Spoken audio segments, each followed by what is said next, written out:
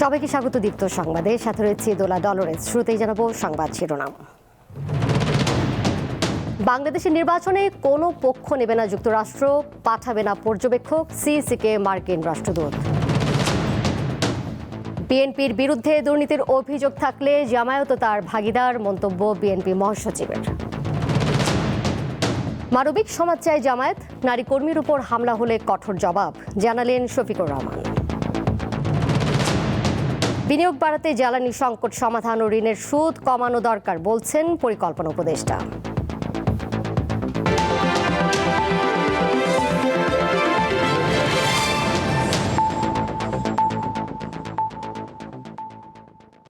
বাংলাদেশের নির্বাচনে যুক্তরাষ্ট্র কোনো পক্ষ নেবে না, যারা নির্বাচিত হবে তাদের সাথেই কাজ করবে তারা।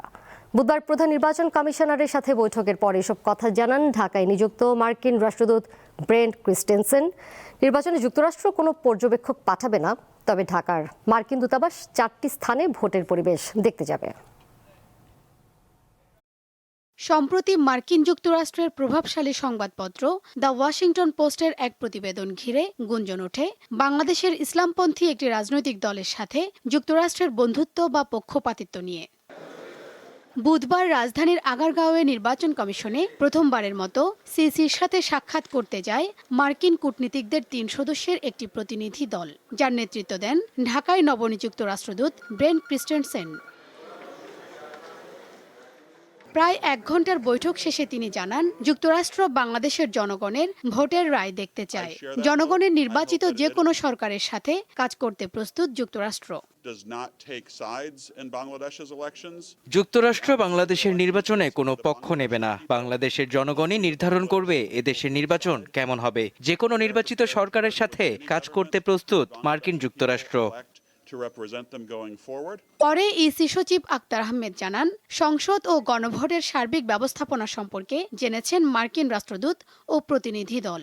আচরণবিধি লঙ্ঘন ও আইন শৃঙ্খলার বিষয়েও ইসির পদক্ষেপ জানতে চেয়েছে মার্কিন প্রতিনিধি দল। সিকিউরিটি নিয়ে ওনারা জানতে চেয়েছিলেন যে আমাদের ব্যবস্থাপনাটা কি। আমরা বলেছি যে আমরা প্রায় 9.5 লক্ষ আপনার সিকিউরিটি কর্মী বিভিন্ন স্তরে কাজ করবেন। ওনারা ওখান থেকে আপনার কোনো পর্যবেক্ষক দল আসবে না, তবে ইন্ডিপেন্ডেন্ট একটা দল আসবেন, যেটা মার্কিন যুক্তরাষ্ট্র থেকে এবং আপনার মার্কিন দূতাবাস থেকে ওনারা ঢাকা, সিলেট, চট্টগ্রাম এবং খুলনায় ওনাদের মতন পর্যবেক্ষণে যাবেন।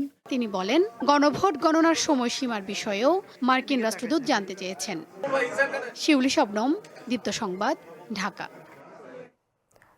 শত যোগ্য ব্যক্তিরা এই নির্বাচন পরিচালনা করবে বলে জানিয়েছেন স্বরাষ্ট্র উপদেষ্টা জাহাঙ্গীর আলম চৌধুরী। বুধবার সন্ধ্যায় সিলেটে ত্রয়োদশ জাতীয় সংসদ নির্বাচন ও গণভোট সুষ্ঠুভাবে অনুষ্ঠানের লক্ষ্যে আইন শৃঙ্খলার বিষয়ে মতবিনিময় সভা শেষে তিনি কথা বলেন। স্বরাষ্ট্র উপদেষ্টা জানান, ভোটের সুষ্ঠু পরিবেশ বজায় রাখতে সব ধরনের প্রস্তুতি নেওয়া আছে। ভোট কেন্দ্রে আইন শৃঙ্খলা বাহিনীর সদস্য সহ প্রযুক্তির সকল ব্যবহার নিশ্চিত করা হবে বলেও জানান তিনি। নির্বাচনের সাথে যারা জড়িত, এখানে কোনো আওয়ামী লীগের দোষর বলতে কোনো কিছু নেই। এখানে সবাই নির্বাচনের জন্য প্রস্তুত। আমরা প্রতিটা ভোটিং সেন্টারে সুরক্ষা অ্যাপ রাখা হচ্ছে, সিসি ক্যামেরা থাকতেছে, ড্রোন থাকবে সব কেন্দ্রে না, তারপর আমার বডি অন ক্যামেরা থাকবে। সপ্তম দিনের মতো দেশ জুড়ে নির্বাচনী প্রচারণা চালাচ্ছেন প্রতিদ্বন্দ্বী প্রার্থীরা। নিরাপত্তা নিশ্চিতে সরব রয়েছে প্রশাসন। এরই মধ্যে শেরপুরে বিএনপি জামায়াতের সংঘর্ষে একজন নিহত হয়েছেন। এই ঘটনায় আরও অন্তত 30 জন আহত হয়েছেন। বুধবার চট্টগ্রাম নগরীর বিভিন্ন এলাকায় প্রচার চালান চট্টগ্রাম 11 আসনের বিএনপি প্রার্থী আমির খসরু মাহমুদ চৌধুরী। এ সময় তিনি বলেন, আস্থা তৈরি না করে কূটকৌশলের আশ্রয় নিলে জনগণ তাদের মেনে নেবে না। প্রপাগান্ডা দিয়ে বিভিন্ন ধরনের জনমনে উদ্বেগ সৃষ্টি করে গণতন্ত্রকে বাধাগ্রস্ত করা, নির্বাচনকে বাধাগ্রস্ত করার যে প্রক্রিয়া, সেই পথে তো জনগণ যাবে না। ঠাকুরগাঁওয়ের রায়পুর দেহন বাজারে নিজ নির্বাচনী এলাকায় গণসংযোগ করেন বিএনপি মহাসচিব মির্জা ফখরুল ইসলাম আলমগীর। এ সময় তিনি বলেন, 2001 সালে বিএনপি দুর্নীতি করে থাকলে তার ভাগ জামায়াতকেও নিতে হবে। মাঝখানে আমরা ভোট দিতে পারি নাই, তাই না? সব ভোট নিয়ে গেছে ওরা, কারা? হাসিনার লোকেরা, তাই না? দিনাজপুর 2 আসনে বিএনপি প্রার্থী সাদিক রিয়াজ চৌধুরী পথসভা ও গণসংযোগ করেন, আর ভোটারদের সাথে মতবিনিময় করেন জামায়াতের প্রার্থী AKM আফজালুল আনাম। কুমিল্লার দেবিদ্বারে নির্বাচনী পদযাত্রার অংশ হিসেবে সমাবেশ করেছে জাতীয় নাগরিক পার্টি এনসিপি। এ সময় দলটির নেতারা হ্যাঁ ভোট দেওয়ার আহ্বান জানান। বাগেরহাট 2 আসনে গণসংযোগ ও প্রচারণা চালান বিএনপির প্রার্থী ব্যারিস্টার শেখ জাকির হোসেন। একই সাথে প্রচারণা চালিয়েছেন জামায়াতে ইসলামীর প্রার্থী শেখ মঞ্জুরুল হক রাহাদ। নোয়াখালী 4 আসনে নির্বাচনী প্রচারণা চালান বিএনপির প্রার্থী কেন্দ্রীয় বিএনপির ভাইস চেয়ারম্যান মোহাম্মদ শাহজাহান। পাবনার 5টি সংসদীয় আসনের মধ্যে প্রচারণা সবচেয়ে বেশি জমজমাট পাবনা 4 আসনে। প্রতীক বরাদ্দের পর থেকে প্রচারণায় ব্যস্ত সময় পার করছেন এ আসনের 7 জন প্রার্থী। পটুয়াখালীতে জাতীয় নির্বাচন ও গণভোট উপলক্ষে সার্বিক আইনশৃঙ্খলা পরিস্থিতি মূল্যায়ন করতে মতবিনিময় করেছেন সেনাবাহিনী প্রধান জেনারেল ওয়াকারুজ্জামান। শেরপুরের ঝিনাইগাতির মিনি স্টেডিয়ামে প্রতিদ্বন্দ্বী প্রার্থীদের নির্বাচনী ইশতেহার প্রকাশ অনুষ্ঠানে বিএনপি ও জামায়াতে ইসলামের কর্মী সমর্থকদের মধ্যে সংঘর্ষের ঘটনা ঘটেছে। এতে উভয় পক্ষের অন্তত 30 জন আহত হয়েছেন। সঞ্জিদা প্লাবনী, দীপ্ত, বার্তা কক্ষ।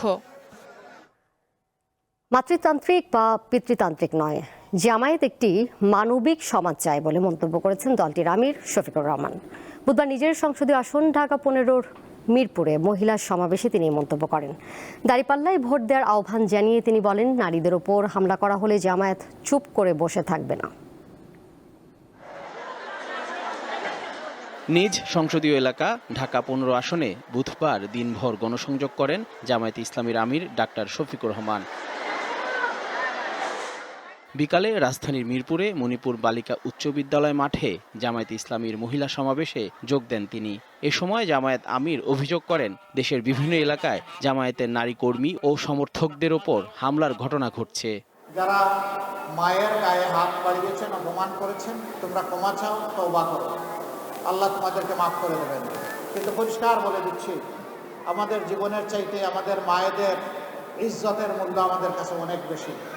আর যদি কেউ হাত বাড়ানোর চেষ্টা করে, ইনশাল্লাহ আমরা গালে হাত দিয়ে বসে থাকবো না।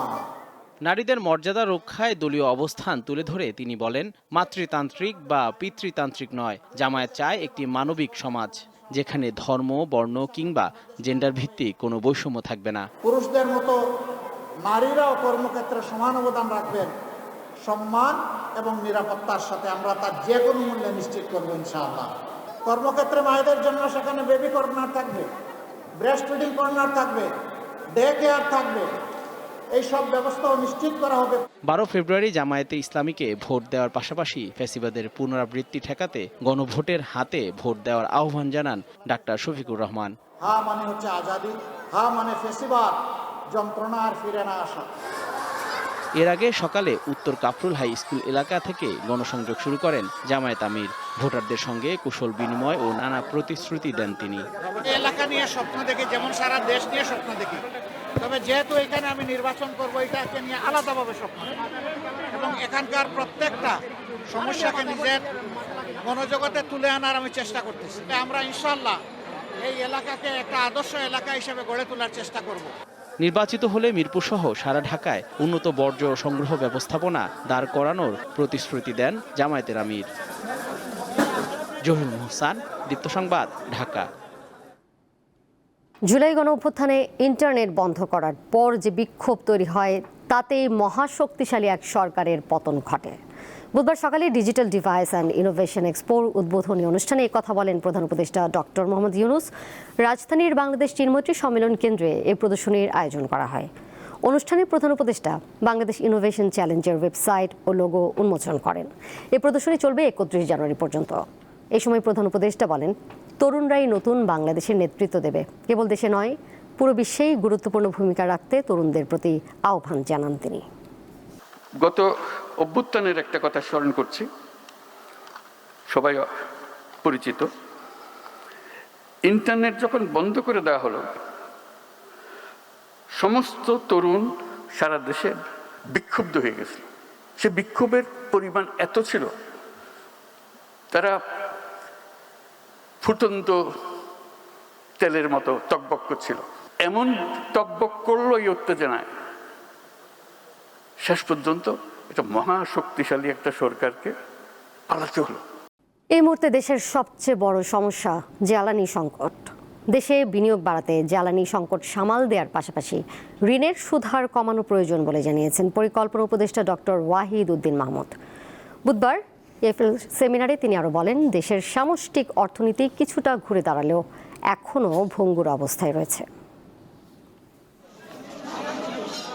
দেশে বর্তমানে মূল্যস্ফীতি 8.5-এর কাছাকাছি অবস্থান করছে। এই মূল্যস্ফীতির হার কাঙ্ক্ষিত মাত্রায় নামিয়ে আনতে বাংলাদেশ ব্যাংক দেশের দীর্ঘ সময় নীতি সুদহার 10% ধরে রেখেছে। এতে মূল্যস্ফীতিতে ততটা সুফল না মিললেও কমেছে বেসরকারি খাতে ঋণের প্রবাহ। উচ্চ সুদ হারের কারণে ক্ষতিগ্রস্ত হচ্ছে দেশের ব্যবসা বাণিজ্য। বুধবার ইকোনমিক রিপোর্টার্স ফোরাম ইআরএফ আয়োজিত অর্থনৈতিক স্থিতিশীলতা এবং পরবর্তী সরকারের চ্যালেঞ্জ সংক্রান্ত এক সেমিনারে পরিকল্পনা উপদেষ্টা বলেন, সুদের হার সমন্বয়ের সময় এসেছে। ব্যাংকগুলোতে যতই বলা হোক না কেন, তারা ওই ক্ষুদ্র মাঝারিদেরকে ওই কম সুদে ঋণ দেবেন না। এটাই হলো বাস্তব অভিজ্ঞতা। কাজেই এখানে আমাদের মূল্যস্ফীতি একদিকে আর সুদের হার একদিকে, এখানে একটু সমন্বয়ের সময় এসেছে। তিনি বলেন, জ্বালানি খাতে নিজেদের সক্ষমতা কাজে লাগাতে না পারায় সংকট সমাধান কঠিন হয়ে পড়েছে। জ্বালানির অভাবে বিদ্যুৎ উৎপাদন করা যাচ্ছে না। এখনো এই জ্বালানির অভাবে আমাদের বিদ্যুৎ উৎপাদনের যে সক্ষমতা, সেটা প্রায় 30-40% অব্যবহৃত থাকছে। পরিকল্পনা উপদেষ্টা বলেন, উন্নয়ন বাজেটের জন্য বৈদেশিক ঋণ নিতে গিয়ে ঋণের ফাঁদে পড়ছে দেশ। এ অবস্থায় রাজস্ব আয় বাড়ানো এবং অর্থনৈতিক উন্নয়নে দক্ষ মানব সম্পদ তৈরির ওপর জোর দেওয়া প্রয়োজন। এই চ্যালেঞ্জ একদিনের সমাধান হবে না। শাহরিয়ার ইমন, দীপ্ত সংবাদ, ঢাকা। চট্টগ্রামের রাউজানে পরিত্যক্ত গভীর নলকূপের গর্তে পড়ে 3 বছর বয়সী শিশু মেজবা মারা গেছে। নিখোঁজের প্রায় 4.5 ঘন্টা পর শিশু মেজবাকে উদ্ধার করে ফায়ার সার্ভিস। পরে উপজেলা স্বাস্থ্য কমপ্লেক্সে নেওয়া হলে চিকিৎসক তাকে মৃত ঘোষণা করেন। বুধবার বিকাল 4টার দিকে রাউজান উপজেলার কদলপুর ইউনিয়নের জয়নগর গ্রামে এই ঘটনা ঘটে। পুলিশ জানায়, বিকেলে খেলা করার সময় অসাবধানতাবশত খোলা নলকূপের গর্তে পড়ে যায় শিশু মেজবা। পরে ফায়ার সার্ভিসের সদস্যরা ঘটনাস্থলে পৌঁছে শিশুটিকে উদ্ধার অভিযান শুরু করে। এর আগে গেল বছরের 10 ডিসেম্বর রাজশাহীর তানোর এলাকায় নলকূপের গর্তে পড়ে মারা যায় সাজিদ নামে এক শিশু। 2025 সালে প্রায় 17 লাখ প্রসূতির অপ্রয়োজনীয় অস্ত্রোপচারের মাধ্যমে সন্তান প্রসব করানো হয়েছে। এর ফলে অনেকেরই প্রসব পরবর্তী জটিলতা দেখা দেয়। অথচ নিয়মিত রোগীর স্বাস্থ্য পরীক্ষা, কাউন্সেলিং, চিকিৎসকের সদিচ্ছা এবং প্রশিক্ষিত ধাত্রীর মাধ্যমে স্বাভাবিক প্রসব করানো সম্ভব। বুধবার রাজধানীর সিরডাপ মিলনায়তনে আশুলিয়া নারী ও শিশু হাসপাতাল আয়োজিত অপ্রয়োজনীয় সিজার নয় শীর্ষক আলোচনা সভায় এসব কথা জানান চিকিৎসকরা। তারা বলেন, ধাত্রীদের প্রশিক্ষণ, কাউন্সেলিং, 24 ঘন্টা বিশেষজ্ঞের সেবা ও প্রসূতির রুম উন্নত করা সহ গুরুত্বপূর্ণ ব্যবস্থা নেওয়া হলে অস্ত্রোপচার কমানো সম্ভব। আওয়ামী লীগের শাসনামলে গুম নির্যাতনের মামলায় শেখ হাসিনা ও সেনা কর্মকর্তা সহ 13 জনের বিরুদ্ধে 4র্থ দিনের সাক্ষ্য গ্রহণ হয়েছে। আন্তর্জাতিক অপরাধ ট্রাইব্যুনাল 1-এ বুধবার মামলাটির দ্বিতীয় সাক্ষী গুমের শিকার সাবেক সেনা কর্মকর্তা হাসিনুর রহমানকে জেরা করেন আসামি পক্ষের আইনজীবীরা। এর আগে র্যাবের গোপন বন্দিশালায় গুম নির্যাতনের মামলায় সাক্ষ্য গ্রহণের তারিখ পিছিয়ে 1 ফেব্রুয়ারি নির্ধারণ করে ট্রাইব্যুনাল। এদিকে ট্রাইব্যুনাল 2-এ জুলাই গণঅভ্যুত্থানে যাত্রাবাড়িতে ইমাম হাসান তাইম হত্যা মামলায় অভিযোগ গঠনের উপর রাষ্ট্রপক্ষের শুনানি হয়েছে। আসামি পক্ষের শুনানি হবে 2 ফেব্রুয়ারি। এছাড়াও ট্রাইব্যুনালে জুলাই হত্যাকাণ্ডের আরও একটি মামলার বিচারিক কার্যক্রম হয়। বাংলাদেশের সাবেক প্রধানমন্ত্রী বেগম খালেদা জিয়ার মৃত্যুতে শোক প্রস্তাব গ্রহণ করা হয়েছে ভারতের পার্লামেন্টে। স্থানীয় সময় বুধবার বিকেলে উচ্চকক্ষ রাজ্যসভা ও নিম্নকক্ষ লোকসভায় এই শোক প্রস্তাব আনা হয়। ভারতীয় পার্লামেন্টের স্পিকার ওম বিড়লা শোক বার্তা পাঠ করেন। এরপর খালেদা জিয়ার প্রতি শ্রদ্ধা জানাতে ভারতের প্রধানমন্ত্রী নরেন্দ্র মোদী সহ পার্লামেন্টের সব সদস্যরা দাঁড়িয়ে 1 মিনিট নীরবতা পালন করেন।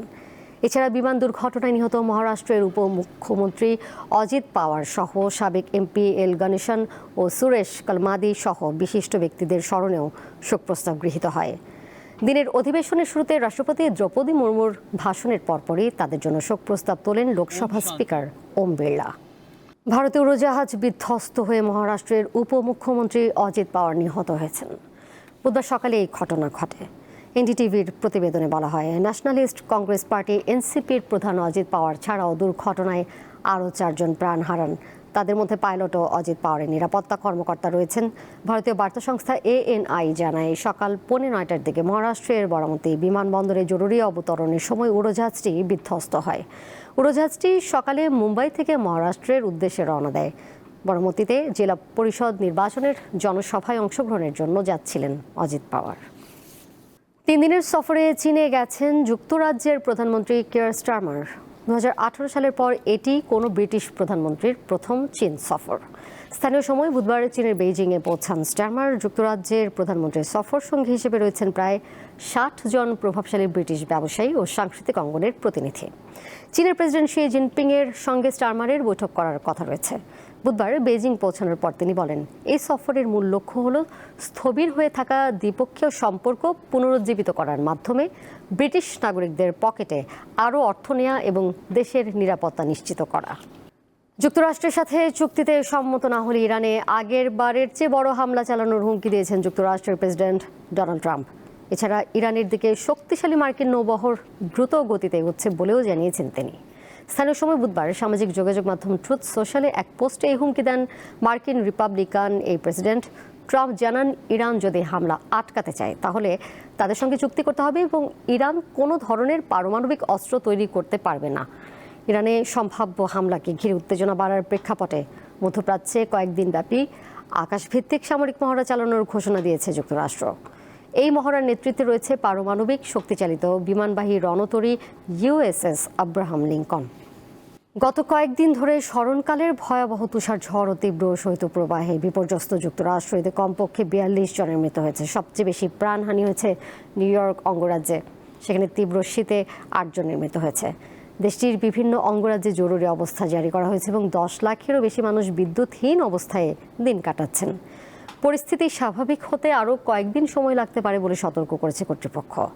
আরকানসাস থেকে নিউ ইংল্যান্ড পর্যন্ত প্রায় 1300 মাইল এলাকায় 1 ফুটেরও বেশি তুষারপাত হয়েছে। কোথাও কোথাও বরফের স্তর পৌঁছেছে 20 ইঞ্চি পর্যন্ত। প্রবল শীতের কারণে অনেক এলাকায় তাপমাত্রা নেমে গেছে -31 ডিগ্রি সেলসিয়াসে।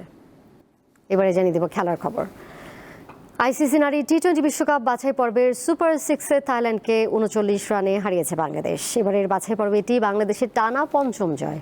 টসে হেরে আগে ব্যাট করে 8 উইকেটে 165 রান সংগ্রহ করে বাংলাদেশ। ওপেনার জুয়াইরিয়া ফেরদৌস 45 বলে 56 ও শাবানা মুস্তারি 42 বলে 59 রান করেন। লক্ষ্য তারায় 20 ওভারে 8 উইকেটে 126 রানে থামে থাইল্যান্ডের ইনিংস। এই জয় 2026 টি-20 বিশ্বকাপের মূল পর্বে খেলা নিশ্চিত করল বাংলাদেশের মেয়েরা। সুপার 6-এর টেবিলে বাংলাদেশের অবস্থান এখন সবার উপরে। 3 ম্যাচে 3 জয়ে 6 পয়েন্ট নিগারদের। এর সাথে শেষ করব দীপ্ত সংবাদ। যাবার আগে শিরোনামগুলো জানিয়ে দিব আরও একবার। বাংলাদেশের নির্বাচনে কোনো পক্ষ নেবে না যুক্তরাষ্ট্র, পাঠাবে না পর্যবেক্ষক CEC-কে মার্কিন রাষ্ট্রদূত। বিএনপির বিরুদ্ধে দুর্নীতির অভিযোগ থাকলে জামায়াতও তার ভাগিদার, মন্তব্য বিএনপি মহাসচিবের। মানবিক সমাজ চায় জামায়াত, নারী কর্মীর ওপর হামলা হলে কঠোর জবাব জানালেন শফিকুর রহমান। বিনিয়োগ বাড়াতে জ্বালানি সংকট সমাধান ও ঋণের সুদ কমানো দরকার বলছেন পরিকল্পনা উপদেষ্টা।